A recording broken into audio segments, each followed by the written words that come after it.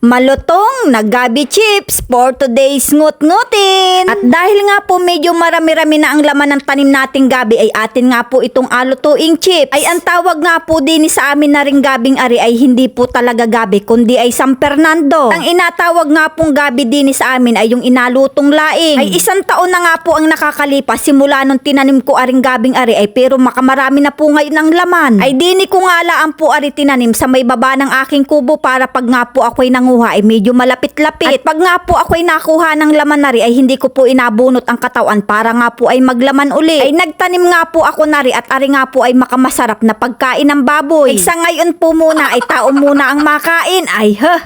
Buti na nga laang din po at medyo malalaki yung ating nakuha para po ay magandang kalisin. Dini nga po sa probinsya ang aliwan ko na ay pagluluto kaya kung ano-ano po ang ating naluluto. At pagkatapos nga po nating balatan ay atin nga po yung akalisin ng maninipis. Ay ari nga po ang ginamit natin at pag hiniwa-hiwa nga po natin ng kutsilyo minsan po ay makapal, minsan naman ay manipis. At pag ari nga po ang ating ginamit ay tamang-tama lang po ang kanyang nipis. At mas maganda nga din po kung malalaki yung ating gabing akalisin. At pagkatapos nga po natin yan kalisin ng maninipis ay atin naman po yung ababad sa tubig. Ay mga isang oras nga po nating ababad yan sa tubig para po ay mawala yung kanyang dulas. At pagkatapos nga po nating ibabad yan sa tubig ng isang oras ay atin naman pong hugasan yan ng mga 3 beses para po ay talagang mawala yung kanyang dulas. Patuluin nga po muna natin yan bago natin iluto dahil nga po yan ay hindi malutong pagkabasa na nating isinalang. Isa-isa nga po nating isalang yan para nga po ay hindi yan magdikit-dikit. Ay paalala ko nga lang po sa inyo pagka kayo'y nagluto ng ganari ay kailangang napatulo nyo na at dapat po ay tuyo para po ay pag naluto ay talaga namang makamalutong. Kapag nga po ay basanin nyo yung isinalang yan kahit ano pong init ng mantika niyan ay hindi pa rin yan malutong. At dahil nga po ito ay makamanipis ay ito po nga ay makamadali lang ding maluto. Dahil nga po tuyo nating isinalang yan ay tignan nyo naman po kung gaano kalutong. At ang isalang naman po natin ay yung natitirang gabi. At pag nga po siya ay naluluto parang kaparehas na nga po siya ng petals ng bulaklak. At iniluto nga din po natin yan sa medyo malakas-lakas na apoy para nga po mabilis lumutong. At ayan, luto na nga rin po ang ating pangalawang isinalang. At napakaganda nga po ng ating pagkakaluto dahil nga po siya ay napakalutong. Para nga po mas lalong sumarap at magkalasa ay lagyan nga po natin yan ng cheese. At meron na nga po tayong masarap na ngut-ngutin at gana rin nga po siya kalutong.